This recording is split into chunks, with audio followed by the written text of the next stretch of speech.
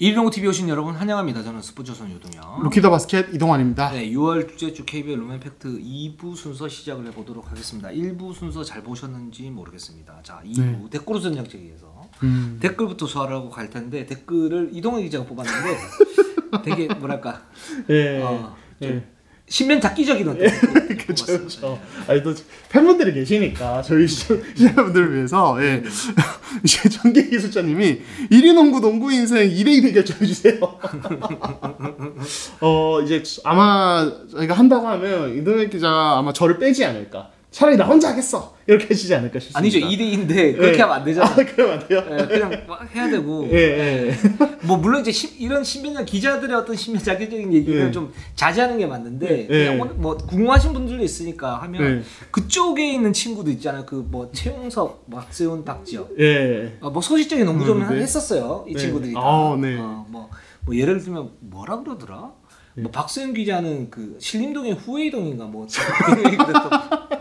예전에 그 2002년 중국 대표팀 그랬었고, 박지혁 기자는 뭐 별명이 있었고, 잘해요. 박지혁 기자 석점을 잘 던져요. 그리고 박수현 기자는 어떤 그 포워드로서의 그 슛 터치가 괜찮아요.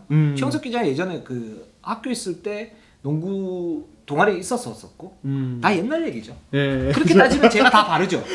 성주 신기성. 영주 신기성이요. 저는 영주 신기성. 저 대구 미나케거든요. 그래요, 대구 미나케니까. 그리고 이제 저 요즘에 새로운 별명 기자계 맥도웰. 기자계 맥도웰. 파워 농구가 그럼요. 정통 농구. 여기 몸으로 그냥 다 바릅니다.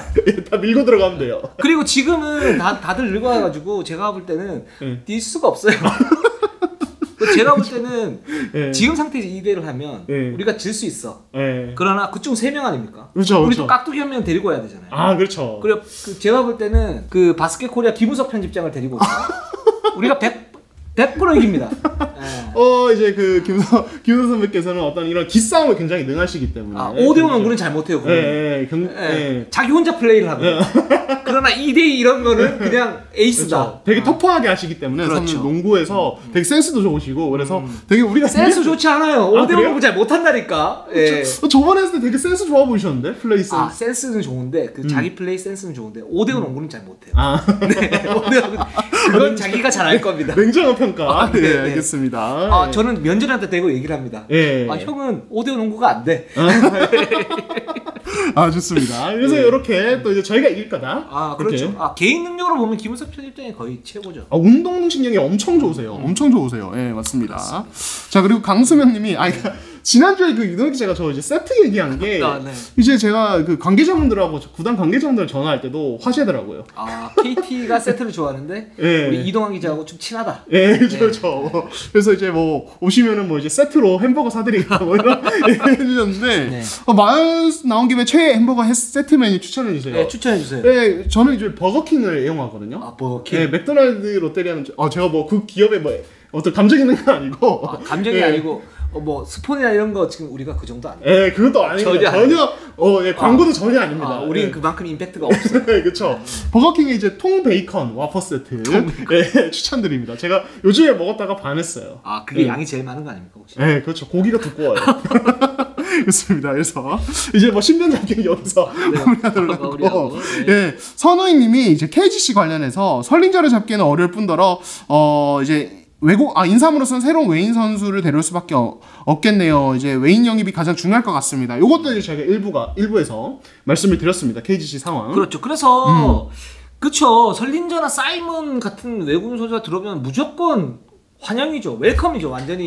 그럼요. 근데 그거는 다른 구단도 마찬가지고, 보면 여기 이제 돈을 갖다 좀 써야 되는데, KGC가 이제 그런 이제 돈 합리적으로 그냥 쓰는 팀이잖아요. 그렇기 그렇죠. 때문에 이런 선수들이 오기가 쉽지 않기 때문에, 그러면 다재다능한 선수냐 정통 센터냐로 봤을 때는 저는 안전빵이 낫다 라는 생각이 들어서 일부에서 그렇게 말씀 갖다 좀 드렸던 거고. 그렇습니다. 그렇습니다. 짜장면 짬뽕님이 이동환 기자가 굉장히 좋아하는 아이디네요. 짜장면 짬뽕님이 LG가 정리에 대해 어떻게 생각하시나요? 이렇게 얘기했습니다. 짜장면 짬뽕 좋아하시는 우리 이동환 기자. 저희가 이제 2부에 LG 얘기를 하긴 할 건데, 굉장히 이제 좀 뭐랄까요, 그러니까 폭풍 어떤 영입이랄까요? 폭풍 영입 그리고 폭풍 아웃 그렇죠. 이렇게 진행이 됐어요. 저희가 이번 주 핫이슈 주제도 이거 관련해서 하긴 할 텐데, 저는 LG가 굉장히 좀 단칼에 탁탁탁 잘해낸 것 같습니다. 저는 굉장히 긍정적으로 보고 있습니다. 예, 맞습니다. 팀 체제를 완전히 계산하는 그런 부분이었고 그쵸. 사실은 뭐 꼬꼬마 가드라인 뭐 이렇게 얘기를 했는데 뭐 이런 부분들이 LG가 어떤 그 포지션 중보 그리고 그런 비효율성이 있었던 부분이거든요. 뭐 창원 팬들도 잘 아시겠지만, 그렇죠. 이제 물론 이제 그 중간 그 가운데 있는 선수들이 다 좋은 선수들이긴 한데 이 부분을 갖다 정리를 하면서 코트 밸런스를 맞출 필요는 있다. 근데 그 부분을 굉장히 전격적으로 했단 말이죠.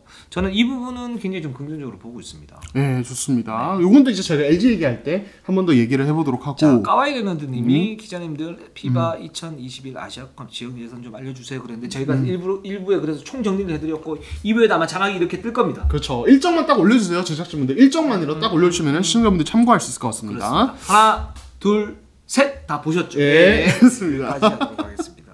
예, 그럼 이제 본격적으로 또 팀별 어떤 이야기 한번 진행해 보도록 할까요? 네, 그렇습니다. 자, 삼성부터 한번 가보도록 할게요. 예, 일단 삼성 같은 경우는 이제 결국에는 힉스 재계약이 되게 이슈인데 일단은 계속 좀 긍정적으로 가는. 이제 구단에서는 좀 원하는 쪽 아니겠습니까? 네, 그렇습니다. 그 이상민 감독이나 뭐 유수덕 코치 그리고 뭐 김효범 코치 등등이 지금 보면 비디오를 굉장히 많이 돌려보고 있다고 그래요. 그러니까 이제 아이자 힉스 재계약을 계속 추진하고 있는데 여기에서 이제 금액대의 어떤 그 문제점 이견이 생길 수 있는 거고, 그랬을 경우에 플랜 B를 갖다 마련을 해야 되는데 그 부분에서 어떤 금액 제한 이런 부분이 생길 수 있겠죠. 그렇죠. 이거는 저희 뭐 제가 그냥 추정하는 건데 그렇기 때문에 그 금액대에서 그 가장 좋은 선수가 누구일까를 갖다가 고르는데 고민이 굉장히 많은 것 같아요. 그래서 아이자 힉스에 대한 어떤 재계약을 계속 추진하고 있고 구단 쪽하고 아이자 힉스 쪽에서 어떤 금액이 맞으면 다시 돌아올 수 있을 가능성도 충분히 있긴 하지만, 그래서 지난 시즌에 5대5라고 얘기를 했지만 만약에 그게 안 될 수 있지 않습니까? 그랬을 경우에 플랜 B를 계속 좀 추진을 하고 있다 지금 얘기를 하고 있고, 그 다음에 삼성이 지금 FA 보강이 별로 없었어요. 그렇죠. 굉장히 좀 조용하게 보냈죠, FA 시장을. 그래서 외국인 선수가 예를 들어서 1, 2옵션이 강력한 옵션이 없으면 저희가 또 다음에 또 프리뷰를 할 때가 있을 거 아닙니까? 그렇죠. 프리뷰를 할 때 아마 삼성은 또 저희는 꼴찌를 매길 거예요. 최하위를 할 거예요 같아요. 제가 최근에 이상민 감독하고 통화를 한번 해봤는데 지금 이제 전력이 좀 약한데 좀 어떡하냐. 그래도 최선을 다해서 뭐 싸워야지. 그리고 그 부분에 대해서 뭐 이렇게 하고 저렇게 하고 이렇게 해가지고 뭐 그냥 있는 감독은 다 해봐야지 뭐 이렇게 얘기를 하셨는데, 제가 그래서 얘기를 했습니다. 형 제가 삼성을 그 프리뷰할 때 최하위로 놔도 너무 힘들어하지 마세요. 뭐라고 하시던가요? 예? 알겠다고. 또 맥이냐? 근데 어쩔 수가 없어요, 삼성은. 그렇죠. 그러니까 이게 제가 봤을 때 이게 이제 다른 팀들의 어떤 행보를 보면은 대부분 전력이 좀 업그레이드된 쪽이 많거든요. 이번 이적 시장 중에. 그렇죠. 근데 삼성은 사실은 그러니까 거의 이제 뭐 내부에서는 뭐 이제 김동욱 나가고 뭐 이 정도가 사실은 큰 누수인데, 그렇다고 해서 뭐 다른 어떤 영입을 한다든지 이런 움직임이 전혀 없었어요. 지금 이제 김준일이 나가면서 김동양이 왔고, 사실 이것도 냉정히 봤을 땐 당연히 다운그레이드이고 그렇죠? 이렇기 때문에, 그러니까 아까 뭐 말씀하시기도 했지만은 일부에서, 그러니까 저는 그래서 아이자 힉스를 재계약하는 게 이게 정말 좋은 선택일까? 저는 힉스가 나쁜 선수라는 게 아니라 이 팀은 공격에서 그냥 팀을 하드 캐리, 요즘 친구들이 쓰는 말로 하드 캐리를 쓰는 선수가 좀 필요한 것 같아요, 저는. 예, 그래야 어떻게 보면은 공격에서 딱 그 선수랑 김실애 선수 이렇게 중심으로 가고, 나머지가 오히려 또 이제 국내 선수들이 수비 에너지를 좀 높여서 가는 쪽으로 가야지. 힉스는 사실은 그 정도 폭발력은 아니잖아요, 지금. 그렇죠? 지난 시즌 확인된 바로는. 그래서 이게 조금 그냥 우려스럽다고 할까요? 예, 힉스 자체는 되게 좋은 선수인데, 그래서 저는 그런 생각이 좀 들더라고요. 예. 그러니까 이게 여기에서 갈리는 게 뭐냐면, 우리가 일부에서 사실 션농 놓고 그렇죠. 예, 션농 빠, 예, 션농 안티 뭐 이렇게 됐지 않습니까? 예. 힉스 놓고 또 이렇게 되는데, 그렇죠. 저는 이제 이동환 기자가 얘기했던 그 방법 중에 하나가 될 수 있을 거라고 생각을 해요. 그러니까 이제 사실 아이자 힉스의 그 가장 큰 문제점은 공격에 폭발력이 없다라는 거. 그쵸. 근데 삼성이 그러면 김동욱이 없는 상태에서 그럼 공격코를 어떻게 놓을 것인가, 이게 사실은 쉽지 않다라는 거죠. 김실애 하나만으로 가지고 가긴 좀 힘들고, 김실애와 2대2 파트너를 하면서 폭발력이 있는 어떤 그 공격 카드를 1옵션으로 데리고 오는 거 좋은 방법 중에 하나다. 그러니까 저는 이제 좋은 방법이라고 생각은 안 하는데, 그게 대안 중에 하나가 될 수 있겠다라는 생각을 들어요. 그래서 저는 동의를 하는 바였고, 근데 저는 좀 더 좋은 방법은 제가 볼 때 좀 더 좋은 방법은 힉스를 재계약한 다음에 공격이 아닌 수비로 승부를 거는 거예요. 물론 이제 삼성의 지금 카드를 놓고 볼 때는 김동욱이 없죠. 근데 김동욱이 수비에서 제가 볼 때는 물론 이제 맥지 잘 짚는 건 있는데 활동력이 그렇게 좋은 선수는 아니란 말이죠. 그래서 수비에서 이 선수 빠져나간 게 수비에서 그렇게 큰 타격은 아니고, 저는 김진영이 굉장히 좀 큰 타격이라고 보는데 이 선수가 수비에서 굉장히 좋은 역할을 할 수 있는데 거의 이제 지금 뭐 2년 동안 이제 못 쓰게 됐으니까 그런 부분 문제가 있는데, 근데 그럼에도 불구하고 지금 삼성은 이제 천기범이 12월 되면 들어옵니다. 그죠? 그리고 김시래가 있고, 김시래가 뭐 수비가 그렇게 좋은 선수는 아니지만 그렇다고 완전히 약점의 선수도 아니에요. 거기에 뭐 박스 투 박스로 한 명 선수를 붙이면 되는 거니까. 여기에 차민석, 임동석, 배수용 이런 선수들이 있기 때문에 수비의 어떤 활동력을 높이고 아이자 힉스를 중심으로 수비의 어떤 구조를 짠다. 그렇게 되면 저는 지금 전력이 굉장히 객관적으로 좀 낮은 상태에서 그렇게 짜고 수비로 뭔가를 갖다가 해결을 할 수 있다라고 본다면 공격에서 또 어느 정도 시너지를 갖다 낼 수 있고, 이게 삼성이 장기적으로 클 수 있는 방법이 아닐까. 지금 사실은 굉장히 좀 난국인데 저는 가장 효율적인 돌파 방법이 물론 1옵션은 굉장히 강력한 외국인 선수 갖다 데리고 오면서 공격에서 어떤 활로를 갖다 뚫는 방법도 있지만, 그 방법은 그 KBL 역사로 볼 때는 굉장히 좀 기복이 있는 그런 방법이거든요. 그렇죠. 그리고 플레이오프 때는 그 부분이 약점이 되면서 좀 더 경쟁력이 떨어지는 그런 성향을 많이 보여왔었고, 근데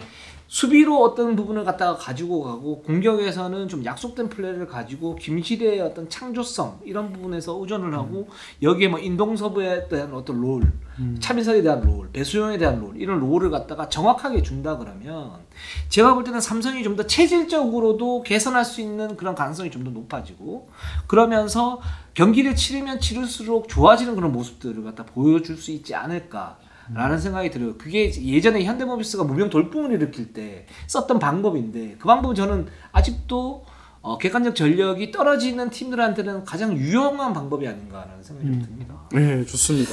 네. KCC로 한번 가보도록 할게요.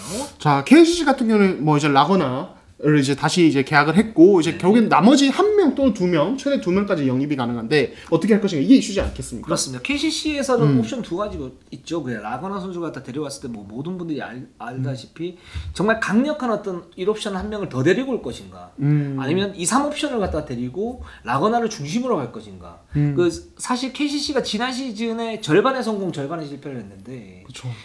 저는 그 부분이 좀 굉장히 좀 아쉽거든요. 그러니까 데이비스 선수가 오면서 사실 라그나 선수가 로테이션을 갖다 돌렸었고, 이제 이 부분들이 상대 팀에게 굉장히 공포였었고, 시즌 초반 KCC가 그런 부분에서 분위기를 잡고 가면서 정규리그 갖다 1위 갖다 할 수 있었는데, 그 방법, 근데 나중에 그 데이비스 선수가 나갔죠. 예, 정말 석연찮은 이유로 나갔었고, 거기서 뭐 헤인즈 선수가 들어오고 뭐 몇몇 선수가 들어왔었는데, 이제 근데 그 부분을 갖다 고수를 할 것인가, 아니면은 지금 다시 지난 시즌에 어떤 그 강력한 옵션을 갖다 데리고 올 것인가, 이런 부분에 대해서 지금 옵션이 남아 있는 거죠. 그렇죠. 예.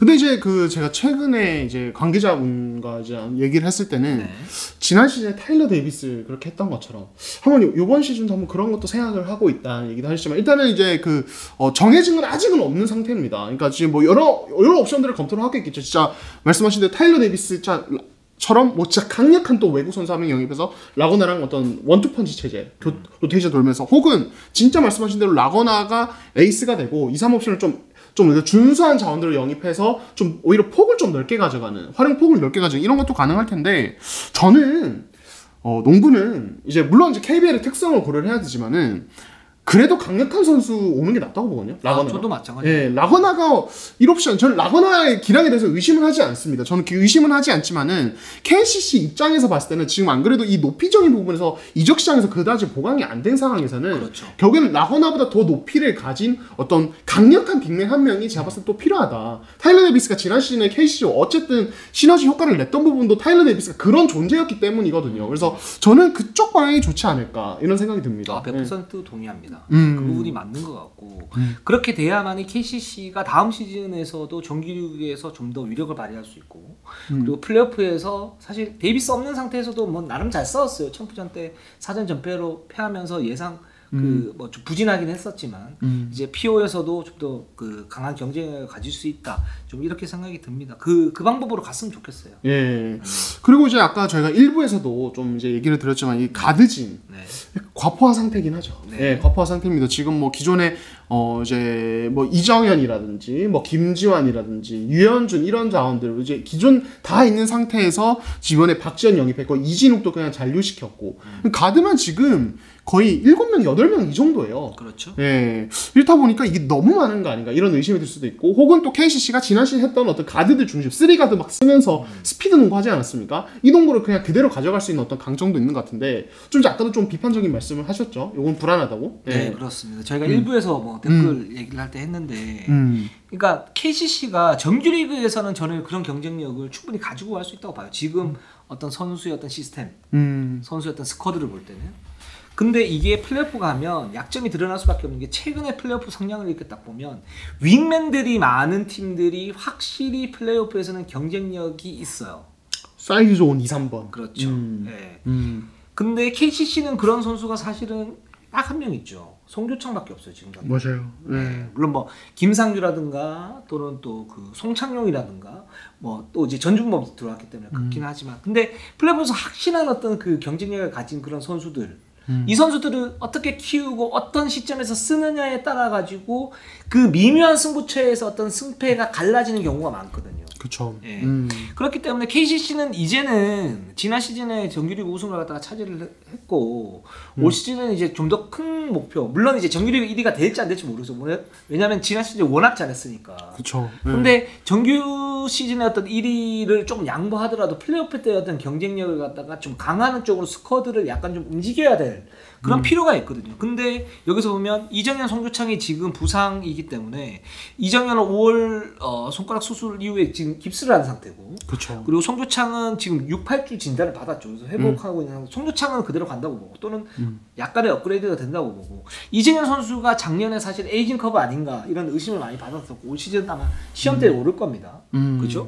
예, 그런 상태라면 그러면 이정현을 사실 2번에 놓고 그러면 송교창을 4번에 놨을 때 3번에서 쓸 수 있는 어떤 확실한 카드 이 선수가 이제 물론 정창영이라든가 뭐 송창영 이런 선수들이 있지만 이 선수들은 사실은 식스맨으로 놨을 때 그 위력이 극대화되는 그런 타입의 선수들이고 거기를 받쳐줄 수 있는 강력한 3번 이게 전준범이 된다? 저는 이거는 봐야 된다고 봐요. 그렇죠. 그리고 확률상은 쉽지는 않다고 봐요 지금 상태에서.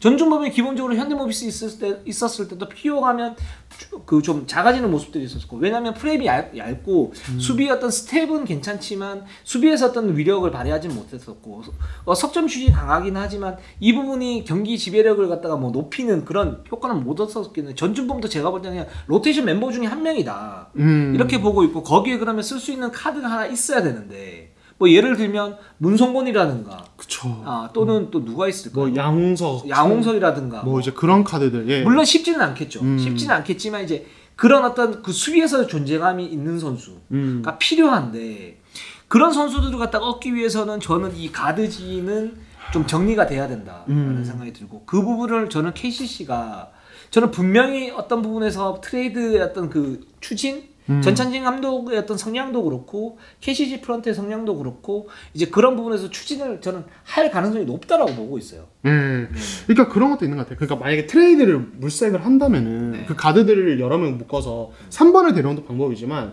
성교창을 3번에서 뛸 수 있도록 빅맨을 영입하는 거. 그렇죠. 그 방법도 있죠. 요것도 방법인데 이제 이동혁 기자가 자주 좀 언급을 계속 해오신 이승현 영입도 이제 그것과 같은 맥락에 있는 거고. 근데 그거는 다음 시즌 문제죠. 그렇죠. 그건 또 이제 FA시장에서 이루어질 문제고. 그래서 만약에 이번 시즌에 그 어떤 행보를 간다면 일단 매물이 나와야 가능하지 않겠습니까? 그래서 제 생각에 빅맨이어도 아마 좀 KCC가 좀 과감하게 움직임 가져갈 수 있지 않을까. 사실은 지난 그 챔프전만 봐도 그런 생각 들긴 하더라고요. 그러니까 뭐 저희가 뭐 참혹하게 그래서 뭐 이제 자리 한번 띄워야 띄워주세요. 제가 볼 땐 7차전까지 가서 KCC가 4승 3패로 이길 것 같습니다. 근데 저 이동혁 기자가 말한 거 저랑 똑같아서 좀 소름 돋았습니다. 그래요? 저 KCC인 7입니다. KCC는 이러다가 우리 농활모 될 수 있어요? 이제 욕도 많이 먹었지만은 그러니까 보면서 그런 생각이 들더라고요. 이게 송교창이 오세근과의 매치업에서 결국에는 뭐 부상 여파도 있겠지만 어쨌든 계속 밀렸단 말이에요. 이 파워 싸움 이런 단기전에서는. 송교창이 3번으로 뛸 수 있었다면, 그래서 그 4번에서 오세근을 어느 정도 버티는 수비할 수 있는 그냥 준수한 정도의 4번 자원만 있었어도 이것도 얘기가 달랐을 텐데 사실 지난 시즌도 결국에 KCC는 그 로스터의 어떤 핵심이 다 가드들이었기 때문에 어떤 그런 라인업 구성 자체가 불가능했단 말이에요. 그렇죠. 그러니까 그런 부분에서 KCC가 시즌 중에 한다면 빅맨 영입도 저는 괜찮은 선택이다. 맞습니다. 그런 그러니까 생각이 들어요. 그 두 가지 옵션이 있는 건데 근데 이제 확률적으로 이렇게 따져봤을 때 그러면 그 4번 할 수 있는 빅맨을 영입하는 게 좀 더 확률이 높을 것인가 아니면 3번을 할 수 있는 스윙맨 윙맨이 좀 더 높을 것인가 봤을 때는 이 4번 자원이 굉장히 희귀해요. 그쵸. 매물이 없죠. 매물이 없어요. 네, 맞아요. 뭐 예를 들어서 뭐 김정규를 내주겠습니까? 그쵸. 김준일을 내주겠습니까? 이승열을 내주겠습니까? 장재석을 내주겠습니까? 맞아요. 그러니까 그런 매물이 사실 많지가 않고 그렇게 되면 이제 정말 블록버스터 이제 트레이드가 되는 거고. 근데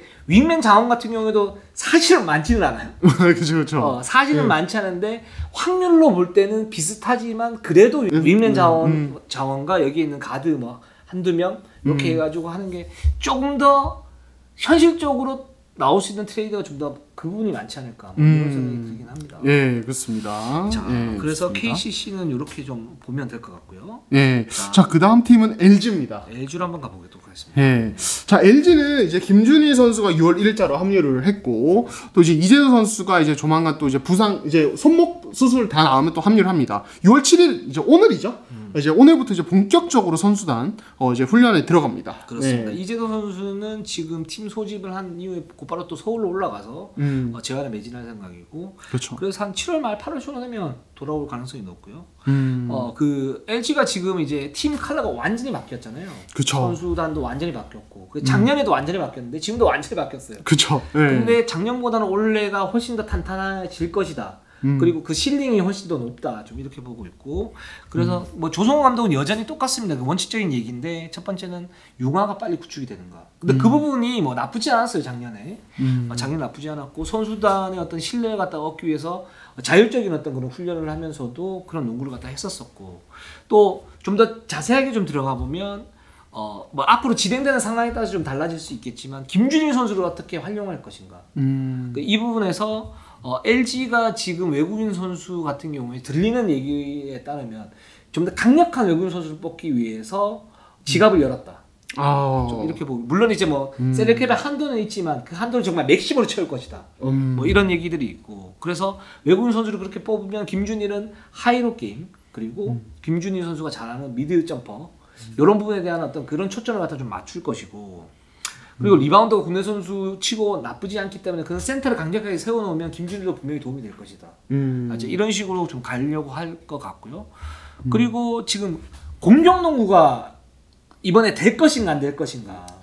이게 지금 핵심 아닙니까? 그렇죠. 예, 그러니까 LG가 지난 시즌에 아까 뭐 이제 일부에서도 말씀드린 작은 가드들을 엄청나게 활용을 하면서 스피드하게 그냥 이제 던져버리는 어떻게 보면 탁공농구 스타일로 갔는데 어쨌든 이번 시즌 좀 더 선수 구성이 좀 더 짜임새 있어지고 김준일의 합류로 뭔가 이제 이 인사이드에서 어떤 이제 득점도 기대할 수 있는 상황이기 때문에 제가 볼 때는 그러니까 이건 뭐 조성환 감독님이 어떤 구상에 달렸지만은 조금 더 뭔가 너무 공격적인 색깔을 약간 버리고 어느 정도 밸런스 있는 공격을 좀 추구하지 않을까 이런 생각이 들고 그리고 중요한 거는 결국에는 이 팀의 어쨌든 중심은 이제도 이관이에요. 그렇죠. 예, 이 두 선수에게 많은 투자를 했기 때문에 그래서 이제 뭐 외국 선수가 어떤 구성일지도 궁금하고 뭐 김준일과 하이로 게임도 관건이지만 기본적으로는 이 두 가드와 어떤 2대 게임 어떤 시너지가 나는 그러니까 그렇죠. 라렌이 이번 시즌에 또 이제 결국에는 거리가 멀어지는 것도 이제 그 문제 때문이지 않겠습니까? 그렇죠. 2대2 예. 타이밍이 늦기 때문에 거기에서 공격의 시발점이 어그러지고 거기에 따라서 LG의 공격 시스템이 흔들렸다고 보는 거죠. 예, 그렇죠. 그래서 기본적으로 첫 번째 옵션은 이 팀은 그래도 2대2다. 이제도 이관이 영향을 극대화해야죠. 그렇죠. 예, 그리고 어떤 이들의 어떤 트랜지션 게임도 극대화를 하고 그 다음에 어떤 세컨 옵션으로 김준일과 강력한 외국 선수 빅맨과의 어떤 인사이드 득점 이런 것들로 가지 않을까. 그래서 외국 선수 타입은 뭐 이제 빅맨 말씀하셨지만은 어느 정도 기동성이나 2대2에서 일단 기민한 움직임, 센스 그리고 만약에 뭐 이제 상황이 된다면 이제 픽앤팝도 한 번씩 가능한 어떤 슈팅력도 어느 정도 있는 이런 선수면 되게 이상적이지 않을까 하는 생각도 들어요. 예. 그렇습니다. 그래서 LG가 지금 뭐 초창기 단계고 앞으로 좀 더 봐야 정말 구체적인 어떤 설명이 나올 텐데 근데 일단 기본적으로는 작년에 사실 LG가 좀 뭐랄까 힘들었던 부분들이 무한 경쟁을 시켰는데 무한 경쟁을 시키니까 물론 선수들의 어떤 경쟁력은 올라갔는데 네. 팀 팀의 어떤 안정감이 너무 불안해가지고 사실 좋지가 않았었잖아요. 맞아요. 이런 부분은 조성호 감독이 지금 알고 있고 그래서 일단 기본적으로 이재도 이관이 중심으로 간다. 이동환 기자 말처럼.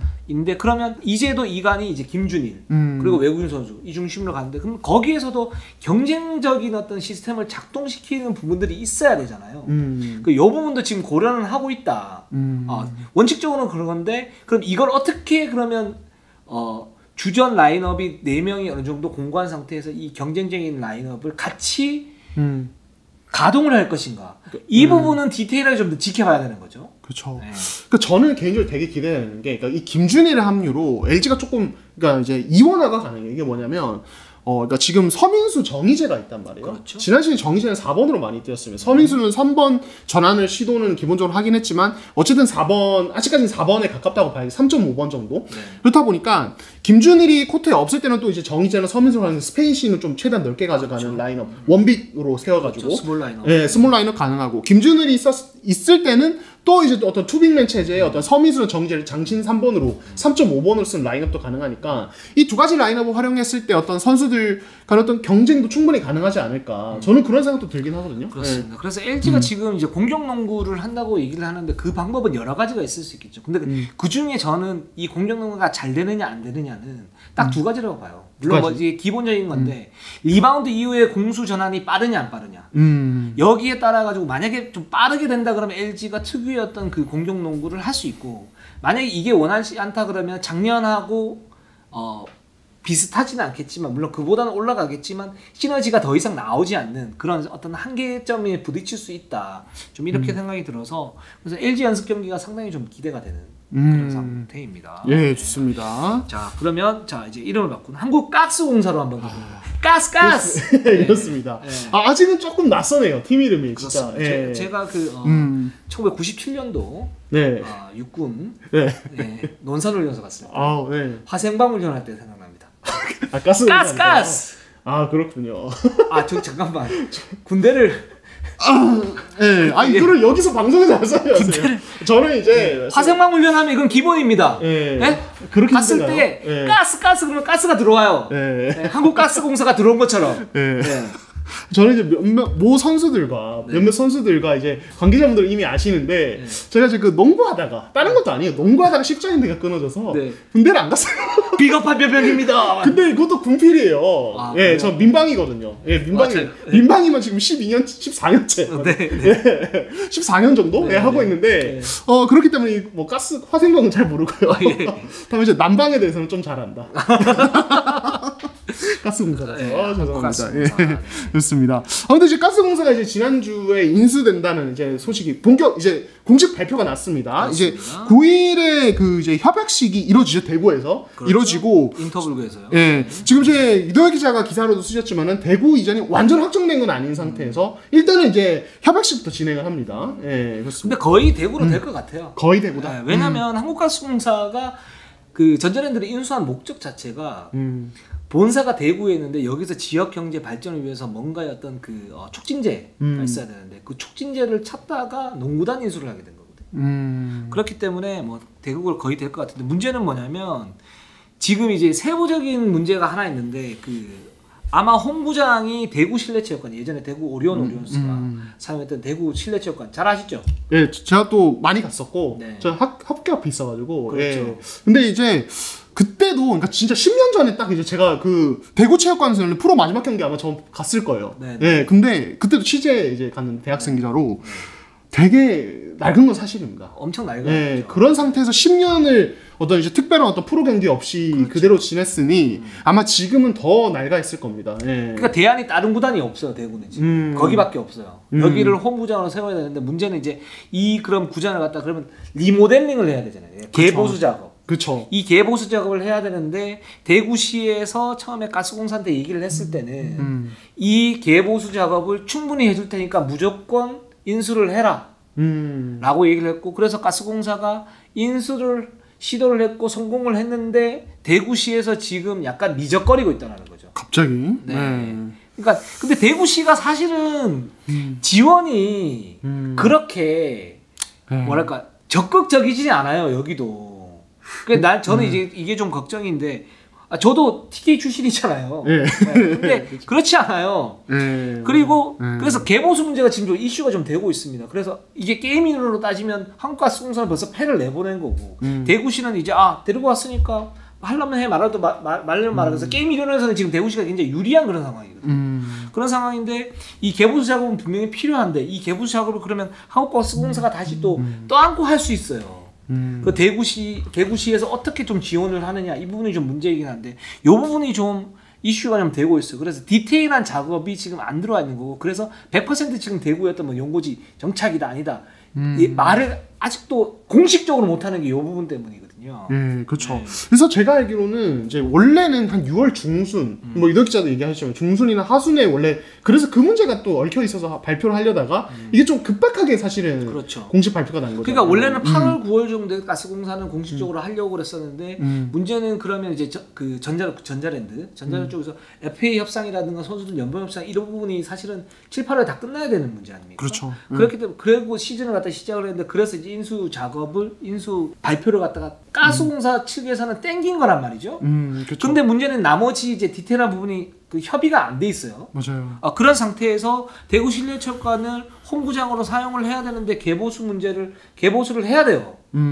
이런 이슈가 있는 거예요 지금. 그렇죠. 이런 이슈가 좀 있는 거고. 그리고 또 그것도 있잖아요. 네. 그러니까 사실 원래 전자랜드 시절에 이 팀은 그러니까 그 훈련장 같은 경우는 그 이제 3.3 보조체육관을 쓰지 않았습니까? 그렇죠. 그러니까 이제 뭐 예를 들어서 지금의 뭐 현대모비스나 KCC나 KT처럼 이제 구단에서 따로 지은 어떤 이제 클럽하우스가 그렇죠. 따로 있는 게 아니고 그 이제 전자랜드 같은 경우는 그 인천 그냥 지역에 있는 어떤 보조체육관 옆에 있는 거 그러니까 결국에는 그것도 이제 지역에서 지원을 받아서 쓴 거기 때문에 그러니까 지금 가스공사가 뭐 홈으로 연고지 만약에 따로 구단 차원의 어떤 그런 게 있었으면은 훈련장이 있었으면은 연고지 뭐 홈 경기는 뭐 이제 대구에서 치르더라도 그 이제 제대로 어떤 클럽하우스가 만들어질 때까지는 뭐 예를 들어서 그 구단 클럽하우스에서 훈련을 하면 되는데 지금 전자랜드는 그런 상황이 아니었단 말이에요. 그렇죠. 그러니까 이게 결국에는 대구로 가면서 지금 훈련장이나 어떤 그런 문제도 다 같이 해결해야 되는 그렇죠. 게 그런 인프라 문제가 있는 거죠. 예. 근데 또 가스공사 입장에서도 그러니까 여기도 좀 이제 복잡한 게 뭐냐면 제가 들은 얘기는 이 가스공사가 공사잖아요. 산업통상자원부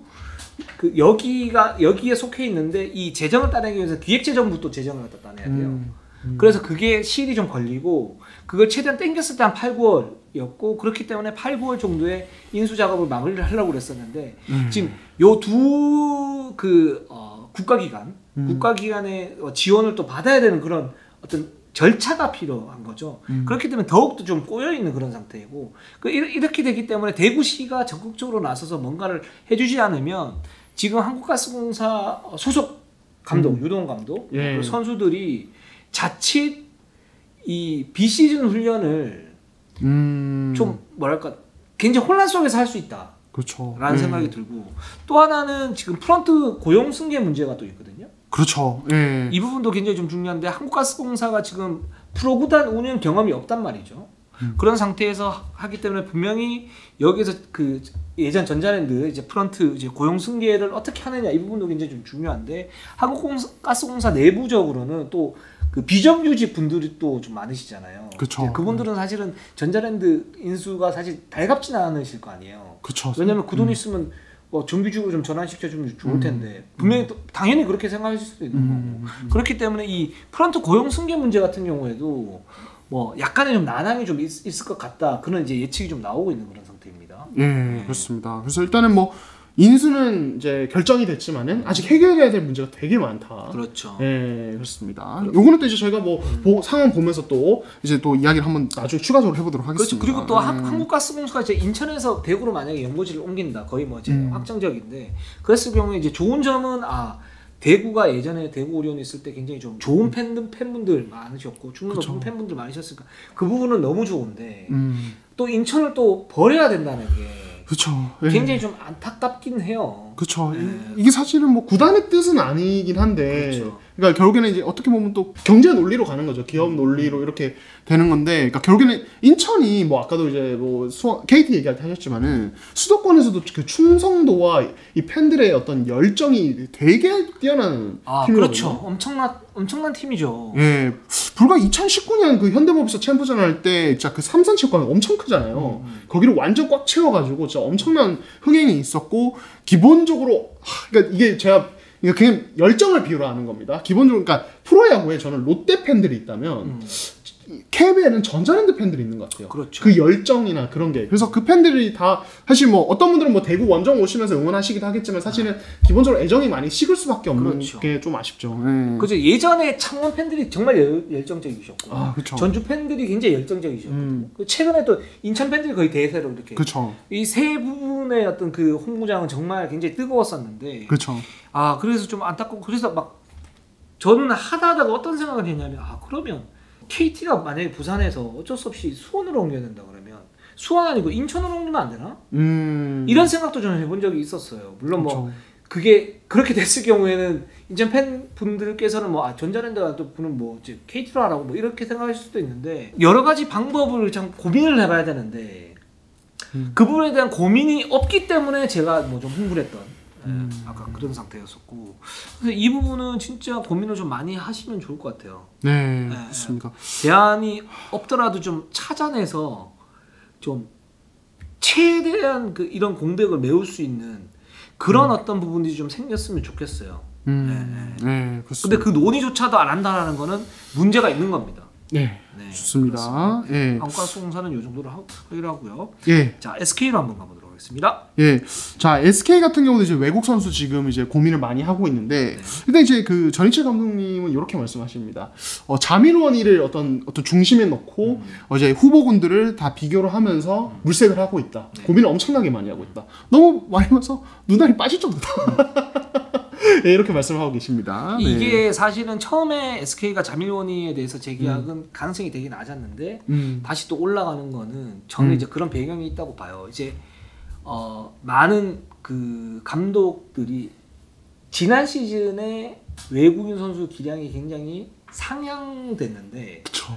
이 선수들이 이제는 몸값이 올라가 있는 상태고 유럽 리그가 정상적으로 작동될 가능성이 높기 때문에 올 가능성이 별로 없다. 그렇죠. 그렇게 본다면 지금 상태에서 외국인 선수의 어떤 그 기대감이 좀 낮아질 수밖에 없고 그쵸. 그런 상태에서는 자밀원이나 뭐 라거나나 이런 선수들이 다시 KBL에서 지배를 할 수 있는 그런 분위기가 형성이 될 수 있다.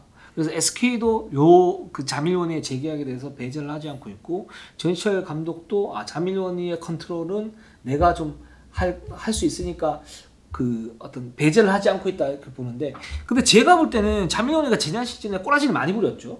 그렇죠. 꼬라지 많이 부린 그 선수들 자 브랜 브라운 그렇죠? 션농 자밀원이 3대 꼬라지 아닙니까? 대표적이죠. 네.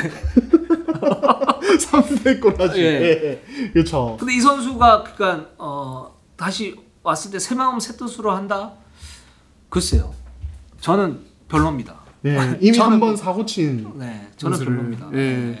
그러니까 이제 뉴욕 기자의 말씀 정확한 것 같아요. 그러니까 어쨌든 외국 선수였던 구도가 되게 달라질 거예요. 또 다시 달라질 거예요. 그러니까 그렇죠. 어떻게 보면 지난 시즌 피크였다라고 한다면은 오늘 시즌에 다시 어떻게 보면은 원래대로 약간 원상복귀되는 어떤 그런 구도가 될 수 있고 그러면은 또 이제 어떤 기존의 얼굴들을 또 많이 보게 될 수도 있고 그러면은 자밀원이가 그 안에서 그냥 순수 기량만 봤을 때 경쟁력이 그렇게 나쁘지 않은 거죠. 괜찮은 거죠. 원래는 최고였던 선수니까. 그렇죠. 그렇다 보니까 SK도 어떤 자밀원이를 다시 한번 생각을 하는 과정에 있는 것 같고. 그래서 다른 빅맨들 이제 또 이제 보는데 그것도 원이랑 어떤 기량을 비교해야 하면서 이제 좀 지금 스카우팅을 하고 있다고 하더라고요. 네네. 이것도 이제 좀 지켜볼 이슈가 아닌가 싶습니다. 물론 이제 그 뭐 마땅한 외국인 선수가 없다면 자밀원이도 그 대안 중에 하나가 될 수는 있겠죠. 근데 자밀원이의 약점은 기본적으로 활동력이 좀 떨어진다는 거. 그렇죠. 그리고 뭐 몸무게 관리 갖다 만약에 한다고 그래도 그 활동력이 극적으로 올라가지는 않고 1m 99 아닙니까? 그쵸. 높이에서 약점이 있는데 김민수 선수가 은퇴를 했어요.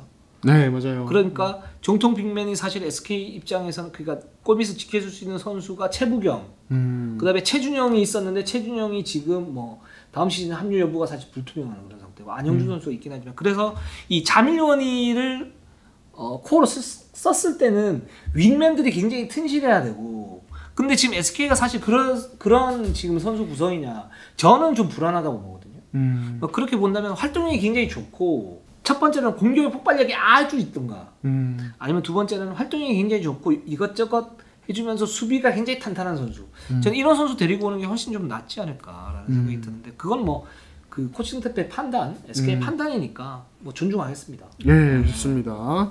자, 그리고 그런 상황 속에서 국내 선수진에도 조금 이제 변화가 생기는 게 일단 뭐 허인영 선수 영입한 상태이긴 하지만은 이 안영준 선수가 이번 시즌부터 좀 본격적으로 어떤 슈팅 가드로 뛰기 위한 준비를 한다고 합니다. 그래서 절찬 감독님의 말씀이 이렇습니다. 현재는 뭐 이제 3번이지만은 2번으로서 어떤 역량을 키울 생각이고 본격적으로 이번 비시즌에 이제 SK도 오늘 소집이거든요. 비시즌에 어떤 2번으로서의 또 훈련을 좀 진행을 해보려고 한다. 예, 잠재력은 충분히 있다라고 이렇게 이야기를 하셨습니다. 그렇습니다. 이 부분에 대한 변화는 굉장히 중요한 것 같아요.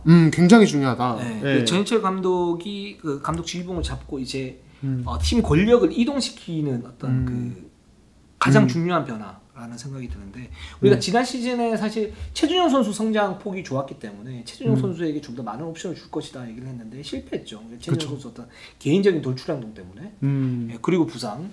근데 이제 그 옵션을 이제는 안영준 선수한테 주겠다는 거거든요. 근데 안영준 선수가 그러면 3번으로서는 지금 저는 이제 최고 중에 한 명이라고 생각을 해요. 뭐 양홍석이라든가 뭐 송교창이라 물론 뭐 3, 4번 왔다 갔다 뛰지만 그 중에 저는 최고라고 생각하는데 그럼 2번으로서 역량 이 선수가 될까? 그러니까 이게 지금 되든 안 되든 해봐야 된다. 그리고 그렇게 됐을 경우에 안영준 중심으로 앞으로 가야 되는데 거기에서 SK가 객관적 전력을 극대화시킬 수 있는 방법 중에 핵심이다라는 생각이 들어요. 그렇죠. 근데 안영준 이번에 대해서 저는 어떻게 생각하냐면 일단 수비는 솔직히 별로 걱정은 안 돼요. 예, 걱정 안 돼요. 예, 왜냐하면 이 선수가 지금 뭐 3번이라고 하지만은 지난 시즌까지 그 SK가 뭐 매치업을 할 때 보면은 안영준을 상대 그냥 포인트 가드 잡아먹는 카드로 쓰거나 아니면은 상대 뭐 슈터, 핵심 슈터를 맡게 하는 경우도 되게 많았어요. 근데 그때마다 안영준은 상대 그냥 완전 락다운 시키면서 자기 몫을 다 해냈거든요. 그렇죠. 우리 영미의 가장 큰 미덕이죠. 그렇죠. 가장 큰 장점이죠. 예, 1, 4번 수비가 다 된다는. 예, 1번부터 4번까지 진짜 말씀대로 수비가 다 되는 선수고 그렇다 보니까 이 선수는 2번으로 뛴다고 해도 수비 문제가 보통 3번에서 2번 가는 선수들은 혹은 뭐 4번에서 3번 가면 보통 수비 문제를 가장 먼저 떠올리게 되는데 스피드 문제가 있기 때문에 그런 그쵸. 순발력 문제가 있기 때문에 사실 송교창 선수도 물론 3번을 전향했을 때 좀 봐야겠지만 팀 내에서 얘기를 하는 거는 뭐냐면 3번을 했을 때 고전할 수 있다 뭐 이렇게 좀 평가를 하고 있거든요 팀 내에서. 그렇죠. 수비적인 스피드 때문에 오히려. 예. 근데 안영준은 그런 문제가 일단 없습니다. 이게 깔려 있는 상태에서 2번으로 가다 보니까 이 선수가 2번 정착을 위해서 해야 될 것은 그거는 공격적인 부분이고 그 공격적인 부분에서 사실은 저는 슈팅력이라든지 뭐 이런 부분도 어느 정도 이미 뭐 갖춰진 선수고 그렇죠. 결국에는 2대 게임, 볼 핸들링 기반의 어떤 플레이들 요런 거, 패싱 게임 요거라고 보거든요. 그래서 요것만 되기 시작해도 안영준은 2번으로서도 상당히 준수한 어떤 선수로 자리 잡을 것이다.